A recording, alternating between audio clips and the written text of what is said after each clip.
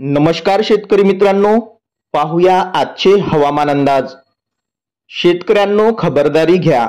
Panjabrao duck सांगतात या तारखांना महाराष्ट्रात अतिवृष्टी होणार।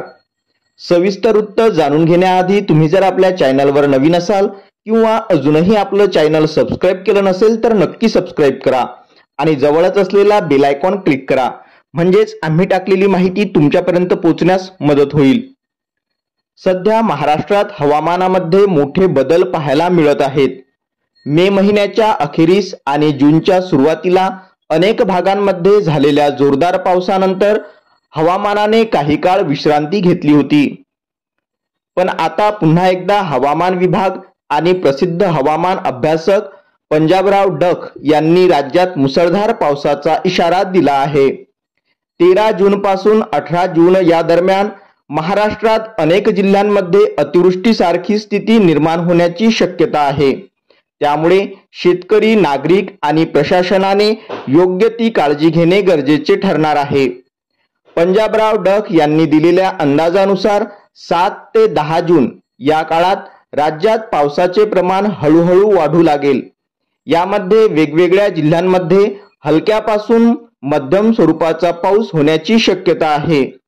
या पावसाचा फायदा शेतकऱ्यांना होणार असून 10 ते 12 जून दरम्यान शेतीची मशागत आणि तयारी करण्यासाठी चांगला कालावधी मिळू शकतो। मात्र त्यानंतर 13 जून पासून पावसाचा जोर वाढण्यास सुरुवात होईल। 13 ते 18 जून या कालावधीत राज्यातील अनेक भागांमध्ये मुसळधार पावसाची शक्यता आहे। या पावसाचा प्रभाव विशेषतः पूर्व व पश्चिम विदर्भ, उत्तर महाराष्ट्र, कोकण, खानदेश, दक्षिण महाराष्ट्र आणि मराठवाडा या भागांमध्ये अधिक जाणवेल। हवामान विभागाने दिलेल्या माहितीनुसार राज्यातील 26 जिल्ह्यांमध्ये येलो अलर्ट जारी करण्यात आला आहे। या जिल्ह्यांमध्ये वादळी वारे, विजांचा कडकडाट आणि जोरदार पावसाच्या सरींचा इशारा देण्यात आला आहे। वाऱ्याचा वेग ताशी 30 ते 50 किमी पर्यंत असण्याची शक्यता असून त्यामुळे झाडे उन्मळून पडणे, विजेचा तुटवडा आणि वाहतूक व्यवस्थेवर परिणाम होण्याची शक्यता आहे। कोकणातील मुंबई, ठाणे, रायगड, रत्नागिरी तसेच पश्चिम महाराष्ट्रातील पुणे, सातारा, सांगली, सोलापूर या भागात घाट प्रदेशात अधिक पावसाचा अंदाज आहे। मराठवाडा व विदर्भातील नाशिक, धुळे, जळगाव, अमरावती, नागपूर आणि वर्धा या जिल्ह्यांमध्ये विजांसह मध्यम ते जोरदार पावसाची शक्यता आहे। तर गोंदिया, भंडारा, नंदुरबार आणि लातूर या जिल्ह्यांमध्ये हवामान कोरडे राहण्याची शक्यता वर्तवण्यात आली आहे। गेल्या काही दिवसात झालेल्या पावसामुळे काही ठिकाणी शेतीची कामे सुरू झाली आहेत, तर काही ठिकाणी धरणातील पाणीसाठाही वाढला आहे। मात्र यापुढील संभाव्य अतिवृष्टीमुळे काही भागातील पिकांचे नुकसान होण्याचा धोका आहे।